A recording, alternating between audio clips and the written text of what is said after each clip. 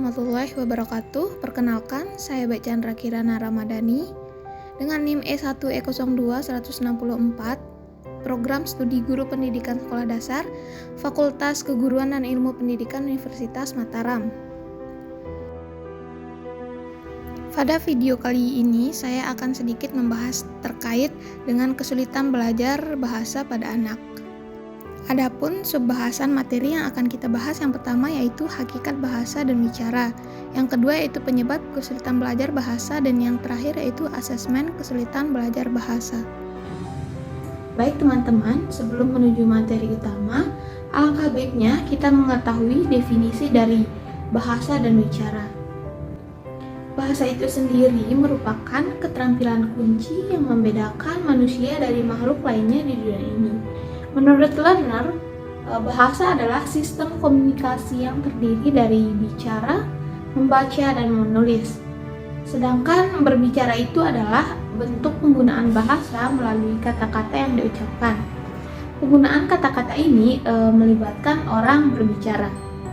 Pada kehidupan sehari-hari, dapat kita temui individu yang memiliki kemampuan berbahasa yang baik, namun mengalami gangguan pada organ bicaranya, sehingga mereka mengalami kesulitan dalam berbicara. Di lain sisi, ada orang yang memiliki organ bicara yang baik, tetapi menghadapi kesulitan dalam berbahasa. Selain itu, ada juga orang yang mengalami kesulitan baik dalam berbahasa maupun berbicara. Kesulitan belajar bahasa itu sendiri adalah suatu kondisi di mana individu mengalami kesulitan dan tantangan dalam memperoleh, menggunakan, dan memahami bahasa dengan baik. Hal ini dapat meliputi kesulitan dalam berbicara, membaca, menulis, atau memahami bahasa secara keseluruhan. Kesulitan belajar bahasa dapat mempengaruhi kemampuan seseorang dalam berinteraksi sosial, berpartisipasi dalam pendidikan, maupun mencapai potensi komunikatif mereka secara penuh. Individu dengan kesulitan belajar bahasa mungkin mengalami kesulitan dalam mengenali atau memahami kata-kata, memahami struktur kalimat, menggunakan kosakata yang tepat, atau mengorganisir ide secara tertulis, bahkan memahami teks yang dibaca. Menurut Lopit, pada tahun 1989 terdapat beberapa faktor yang menyebabkan kesulitan belajar, yaitu yang pertama kekurangan kognitif. Di sini ada 7 jenis kekurangan kognitif. Yang pertama yaitu anak-anak dengan kesulitan belajar sering menghadapi masalah auditoris, seperti kesulitan dalam memahami dan membedakan makna bunyi ucapan. Hal ini dapat menyebabkan kesulitan dalam memperhatikan pola bunyi, membedakan nada, mengatur volume suara, dan mengatur durasi bunyi. Kemudian, yaitu kesulitan pembentukan konsep dan pengembangan ke dalam unit-unit semantik. Anak-anak dengan kesulitan belajar sering mengalami kesulitan dalam memahami dan menghubungkan unit-unit semantik atau kata dan konsep. Mereka mungkin kesulitan dalam memahami hubungan antara kata-kata dalam tugas yang melibatkan urutan waktu atau mencari padanan kata-kata. Kemudian selanjutnya ada kesulitan mengklasifikasikan kata-kata. Anak-anak dengan kesulitan belajar sering mengalami kesulitan dalam menemukan dan menetapkan hubungan antara kata-kata. Misalnya mereka mungkin kesulitan dalam menghubungkan kata-kata seperti bangun, mandi, pakaian dengan sarapan, buku, dan sekolah dalam kalimat yang berhubungan dengan urutan waktu. Kemudian ada kesulitan dalam memahami sistem semantik. Anak-anak dengan kesulitan belajar sering mengalami kesulitan dalam memahami hubungan antara masalah, proses, dan solusi. Mereka mungkin menghadapi kesulitan dalam pemahaman membaca, matematika, dan penalaran ruang dan waktu. Masalah ini kemungkinan terkait dengan kesulitan dalam pemrosesan bahasa auditoris. Kemudian yang kelima yaitu ada perubahan makna atau transformasi semantik. Anak-anak dengan kesulitan belajar sering mengalami kesulitan dalam membuat perubahan makna kata-kata sesuai dengan konteks. Mereka mungkin mengalami kesulitan dalam menggunakan kata-kata dengan banyak makna, ungkapan bahasa atau idiom, dan ungkapan kiasan yaitu metafora. Kemudian ada menangkap makna secara penuh atau implikasi semantik. Tingkat pemahaman bahasa yang lebih tinggi melibatkan kemampuan untuk menangkap informasi yang tersirat atau tidak dinyatakan secara langsung. Anak-anak dengan kesulitan belajar sering mengalami kesulitan dalam memahami pepatah, cerita perumpamaan, dongeng, atau mitos. Mereka juga mungkin mengalami kesulitan dalam memahami humor. Selanjutnya, penyebab kesulitan belajar bahasa yaitu adanya kekurangan dalam memori.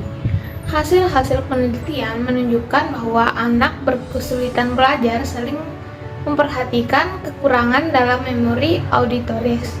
Adanya kekurangan dalam memori auditoris tersebut dapat menimbulkan kesulitan dalam memproduksi bahasa. Mereka sering memperlihatkan adanya kekurangan khusus dalam mengulang urutan penom, mengingat kembali kata-kata, mengingat simbol, dan memahami hubungan sebab akibat. Kemudian penyebab yang ketiga yaitu kekurangan kemampuan menilai. Penilaian merupakan bagian integral dari proses bahasa karena menjadi jembatan antara pemahaman dengan produksi bahasa. Penilaian yang kritis terhadap informasi verbal memerlukan perbandingan antara informasi baru dengan informasi yang telah diperoleh sebelumnya. Anak kesulitan belajar sering memiliki kesulitan dalam menilai kemampuan atau keajaiban arti dari suatu kata baru terhadap informasi yang telah mereka peroleh sebelumnya. Akibatnya, anak mungkin akan menerima saja kalimat atau kata yang salah. Kemudian penyebab yang terakhir yaitu kurangnya kemampuan produksi bahasa. Nah, produksi bahasa akan dipermudah oleh adanya kemampuan mengingat, perilaku efektif, dan psikomotorik yang baik. Karena anak-anak berkesulitan belajar umumnya memiliki taraf perkembangan berbagai kemampuan tersebut secara kurang memadai, maka mereka banyak yang mengalami kesulitan dalam memproduksi bahasa.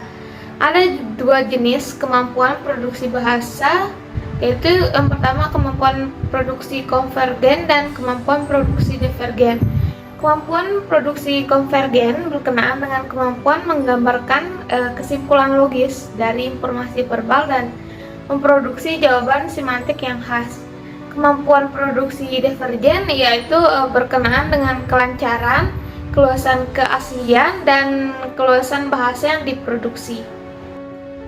Setelah kita mengetahui beberapa penyebab dari kesulitan belajar bahasa anak, maka kita sebagai calon guru akan melakukan asesmen kesulitan belajar bahasa. Adapun asesmen tersebut adalah sebagai berikut.